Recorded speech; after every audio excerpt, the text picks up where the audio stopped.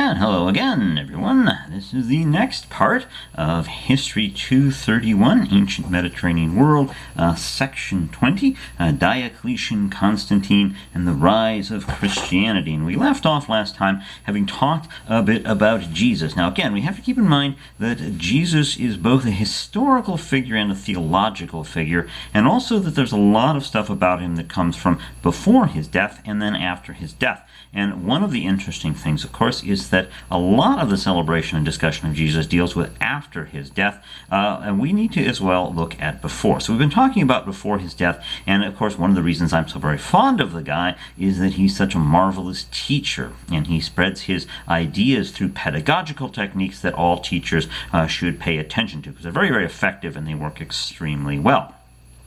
But we need to also consider the context of his life. What was life like in Judea when Jesus was wandering around doing his preaching, spreading his message, talking about the things that mattered to him? And we have to keep something in mind. This is very important because it's often overlooked. But the fact is that Jesus lived in an incredibly tense world. Judea at this time was in a great deal of turmoil. There were a lot of pressures, multiple pressures from multiple angles. In the big picture, the Romans were sitting on the Judea, and they were sitting on it hard because they needed to control it to keep their neighbors, the Parthians, at bay. So they had a large military presence in Judea. This, of course, did not sit well with the Jews, and one of the reasons it didn't sit well with the Jews is that the Romans, unlike, say, the Persians many, many years earlier, the Persians were very, very mellow about Judaism. And in fact, they're remembered very fondly in the Hebrew Bible as being very nice with the Israelites and the Jews, and so the Persians are very fondly remembered. The Romans are not. The Romans were hard-nosed imperial power types, and as far as they're concerned, you needed to get with the program, and the program meant polytheism. The program meant you did what you were told, you did not rebel, you didn't give them any trouble, and that was that. And the Romans also had a real problem in this time period with exploiting the hell out of a lot of their provinces. They were not nice to the people they had conquered, which led to rebellions and dissent and mistrust and all this sort of thing. And it wasn't just in Judea. We see this in other parts of the Roman Empire as well. So the Romans are really good at conquering, and they're really good at controlling, they're really good at stomping your face in, but they're not really good at running things at this point. All right, so this is something we have to keep in mind. This is something we have to keep in mind. The world Jesus was navigating was very tense for that reason, but there was more tension as well, because there was huge amounts of tension among the Jews themselves. Real questions about what is the right way to be Jewish? What is the right way to do Judaism? All these kinds of questions were being bounced around first century Judea. It was a very tense time there. So, for example, we have the Zealots. And who were the Zealots? The Zealots were the radicals, the ones who said, we want to violently kick out the Romans and impose our view of how it's going to be on everybody else. Zealots were the troublemakers. They were willing to kill people, not just Romans. They were willing to kill their fellow Jews if their fellow Jews didn't get in line. And of course there were tons and tons of different zealot groups running around who hated each other as well. That wonderful movie, Monty Python's The Life of Brian, has a wonderful, wonderful scene where Brian goes up to one of these zealot groups and he says, are you the Judean People's Front? And of course it's a silly word, a silly made-up word. There was no such thing as the Judean People's Front, but it's a made-up sort of thing. And of course John Cleese looks at him and he says, bleep off! And Brian says, why? What do you mean? He says, we're not the Judean People's Front. We're the People's Front of Judea. We hate the Judean People's Front. We're our biggest enemies. So there was huge amounts of this. And again, the guys who did Monty Python did their research. There were lots and lots of little zealot groups who hated each other, and they hated anyone who wasn't one of their groups, and they were apocalyptic. They believed that it was going to be boom, crash, bang. God was going to come down and mop the floor with people. They were scary. The Zealots were very scary people. And the guys up on Masada, the fortress of Masada, were one of these zealot groups, and they were pretty scary. Of course, they committed mass suicide rather than surrender to the Romans in the end. So these guys are pretty scary. Who else is there? There's the Sadducees. Now, the Sadducees were pretty wealthy, comfortable people, and what they wanted was a good old-fashioned conservative who would just kind of keep things the way they are. Because when you're super wealthy and comfortable and everything's going really well, change is not something you're necessarily going to embrace. And the Sadducees were like that. They didn't want to have big changes. They didn't want to have radical changes. What they wanted was things to sort of stay calm in the way they were, because I'm doing pretty well, right? I'm doing pretty well, so we want to keep things the way they are. all right, ignoring the fact that maybe other people were not doing so well, and that could be a problem with our friends the Sadducees.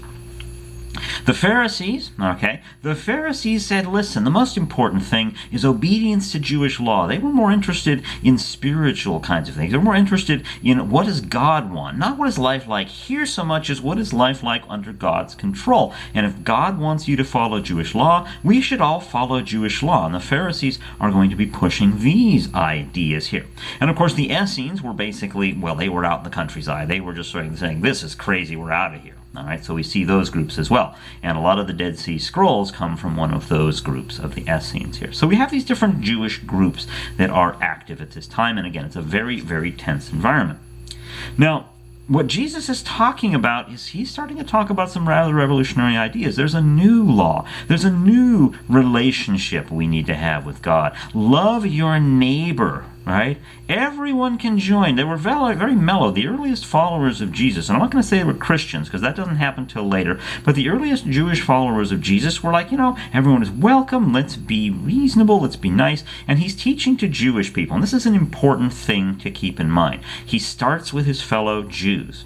His ideas will start to spread because he's not dealing with strictly Jewish ideas. They're more universal ideas, and they will start to spread into groups like the Samaritans, who were not on the top of everyone's favorite people list if you were Jewish at the time here, all right? Now, we don't know if his followers saw him as a political figure. This is an important point. Was he simply a spiritual teacher, or was he seen as a political figure? Was he the Messiah? Now, the idea of the Messiah, Mashiach, okay, the idea of the Messiah was this guy who's going to come down sent by God, who's going to kick the hell out of those dang Romans. He's going to get rid of those Romans. It's going to be messy and bloody and violent. That was the idea of the Messiah in Judea at this time. It's a very different idea than the Messiah that we see today. So it's a very, very interesting kind of thing. Was Jesus seen by himself or others as the Messiah? We're not entirely clear about that, because remember, that's a different thing than Messiah today. He does apparently preach about the destruction of the temple, and this is a touchy subject. Now, the temple, remember, had already been destroyed once. It had already been destroyed once by the Babylonians many, many, many years earlier, and of course the Persians had helped rebuild it, and by this time it's very big and very wealthy and quite a sight to see here. Not much of it left today, but it was quite a sight to see. All right, and he does apparently talk about that, and that's a touchy thing to talk about. So he is taking some risks here. He is taking some risks. So here's the thing, all right? As long as he's out in the countryside, preaching his message on top of a hill, talking to people, most people are not going to pay that much attention to him. All right? Quite frankly, he was not on many people's radar when he's out there, because he's out in the countryside, and that's not a big thing. But then he goes to Jerusalem, and let's keep this in mind. Jerusalem is ground zero for unbelievable levels of tension. It is the place the Romans have to control with an iron fist. Boom! The Romans have to control Jerusalem. That's crucial. So the Romans are sitting in there. All of these radical groups are in Jerusalem, and they don't like the Romans. They want to kick them out. They want violence. It's an incredibly tense situation. The Jewish authorities who are in control of Jerusalem, who sort of work for the Romans, who are sort of cooperating with the Romans, are trying to keep things under control with all these wild, crazy groups. So Jerusalem is not the countryside of Judea. It is the ground zero for unbelievable danger and tension. And Jesus goes there. He goes there, and not only does he go there, but he goes there during Passover, Pesach. He goes there during Passover. Now, Passover, of course, is the highest and holiest of Jewish holidays. It celebrates when God passed over the Israelites in Egypt as he was smiting the firstborn of Egypt, and he rescues the Israelites. So this is a big deal. This is a major Jewish holiday. It's a major Jewish holiday today. You should all celebrate Passover. It's kind of neat, all right? So Passover is a very big deal. And Jesus goes there not only to ground zero of the tension in Jerusalem, but he goes there during time ground zero, the time of Passover. And this is a very, very dangerous thing to do. He's taking his life into his hands literally when he does this. And he gets there, and apparently he made some kind of disturbance, some kind of trouble. Matthew 23 and 24 talks about he makes a disturbance. He makes trouble. He does something that is not okay. He says a Son of Man is going to come and gather up his followers. That's Matthew 24:27. All right? And so that's interesting. What does it mean? Nobody really knew. And this is a really tricky thing. When people start talking in mysterious ways, it can be interpreted in a lot of different ways, and this kind of got people unsettled. It's like, what's this guy talking about? What is going on here? Is this guy another one of these zealots? Is he a problem? Is this going to make trouble here? Well, we don't know. Now, according to the Gospels, the Jewish authorities said, well, we don't really just want to go arrest this guy. Maybe he's a troublemaker. We don't necessarily want to arrest this guy. And so they put together a plot. Okay, a plot. And what they did is they got one of his guys, a fellow named Judas, to betray him. And the idea was, then the Romans will arrest him and we'll get him out of the way. We'll get him out of the picture here. All right. Now, keep in mind, these Jewish authorities are trying to keep the bomb from going off. They are literally sitting on a time bomb. And if you don't believe me, keep in mind that it did eventually go off. Many years later, when it did go off, it was a mass slaughter when the Romans put down the Jewish rebellion decades after this. So this is before that happened, and that means the Jewish authorities are rightfully concerned about this being a problem. So a plot is hatched, and Judas betrays Jesus. There's a Last Supper, and Judas betrays Jesus. Jesus is arrested. He's put on trial for blasphemy, saying something disrespectful of God, and that was supposed to be a very bad thing. Technically, it carried the death penalty. But remember this. The only people who had the right to execute anybody were the Romans. The Jews had no right, under Roman occupation, to execute anybody. They were not allowed to execute anybody. All right? So that means the Romans have to sign off. If these Jewish authorities say, listen, I think this guy's a problem, I think this guy's trouble, I think we need to get him out of the way, and we want him killed, they got to get the Romans to sign off on it. All right, and that's an important thing that sometimes people forget. So what do? They say, we're going to send Jesus to the Roman governor, the guy in charge out here, and he's a fellow named Pontius Pilate. Now, Pontius Pilate has been remembered, of course, as a bad guy because of this whole thing, but it's very interesting. We know some things about Pontius Pilate from other sources. He was a nasty, nasty character. He really, really was. He was a very nasty character. Eventually, he would actually lose his job when he went too far, and the Jews said, we can't deal with this guy. And even the Romans said, okay, fine, and they got rid of him. They took him back to Rome. All right, so Pontius Pilate is not a nice guy. And so for Pontius Pilate, there's only one question that matters. There's only one issue that matters. There's only one thing that matters. Is this Jesus fellow going to set off the ticking time bomb that me and my troops are sitting on here in Judea? That's the only thing really that Pontius Pilate is terribly concerned about. He doesn't understand Judaism. He doesn't know what the heck Jesus is talking about. He doesn't understand this stuff. So he only has one question for Jesus. And he asks him this question: are you the Messiah? Now remember, at this time the Messiah was a military leader. This was the guy who was going to start a violent uprising against Rome. So if Jesus says yes, then obviously he's dangerous and Pilate will have him eliminated. If he says no, if he's not the Messiah, then who is this guy? He's just some country bumpkin.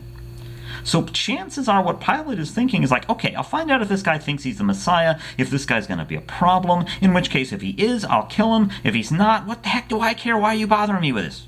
That seems to be what Pilate has on his mind. So he asks Jesus, are you the Messiah?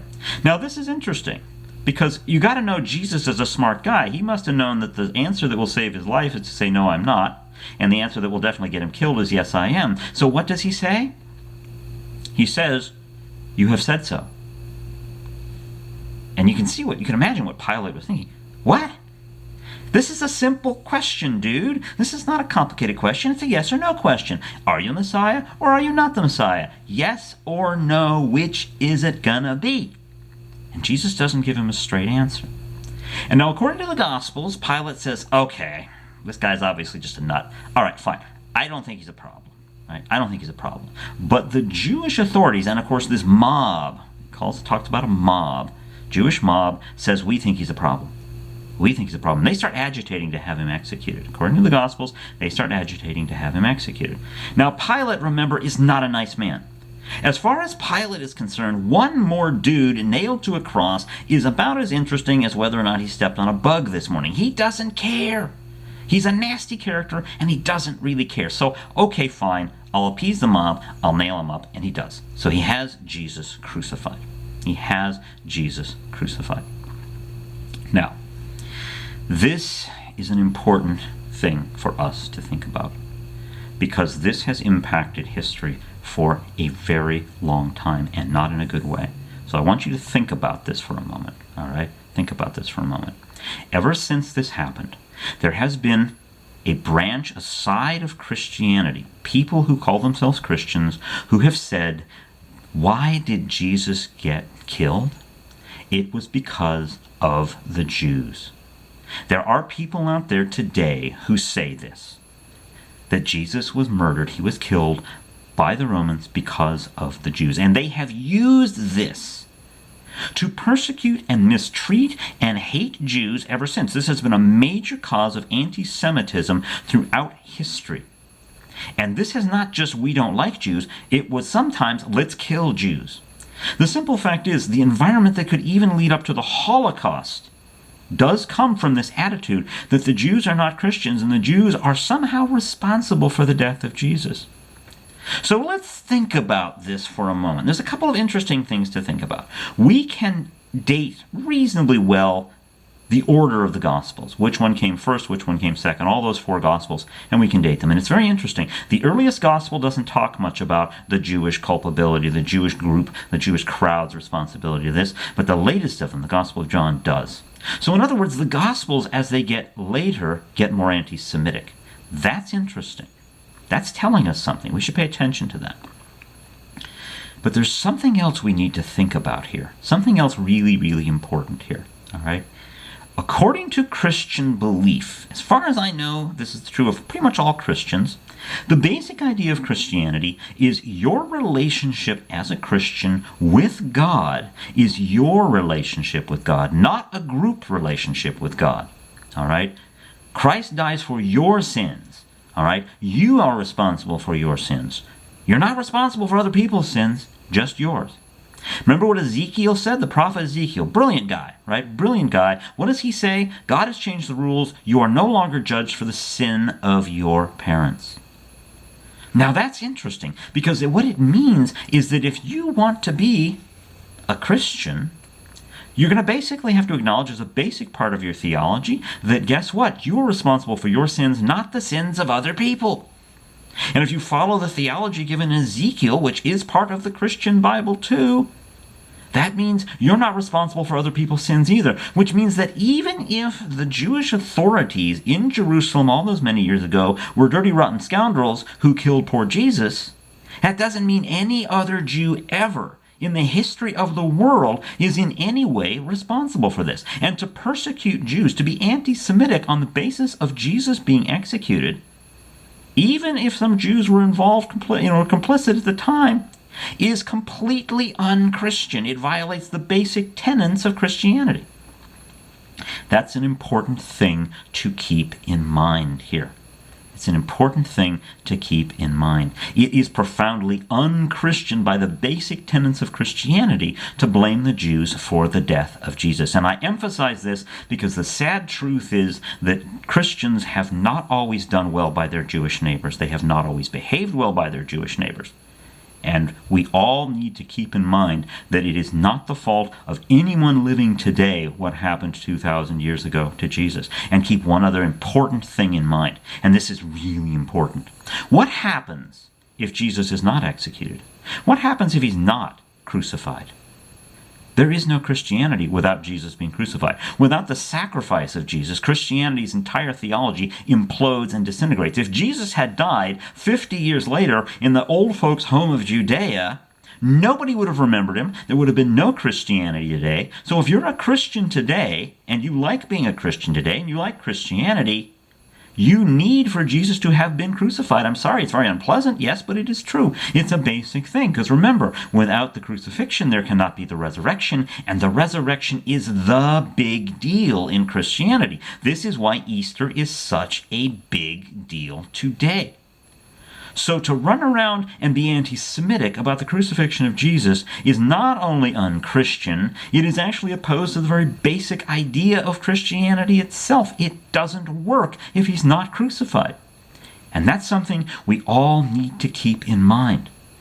And of course, according to Christian belief, the other thing to keep in mind is that he may have been crucified and he died on the cross, but he also came back. And the idea of the resurrection is the central notion in Easter. It's the central notion of this holiday, and it is the basic idea theologically for Christianity itself. And that is going to be an interesting topic, because next time we're going to pick up the story of what happens after Jesus is taken out, is crucified, and that will be an interesting story as well. So stay tuned.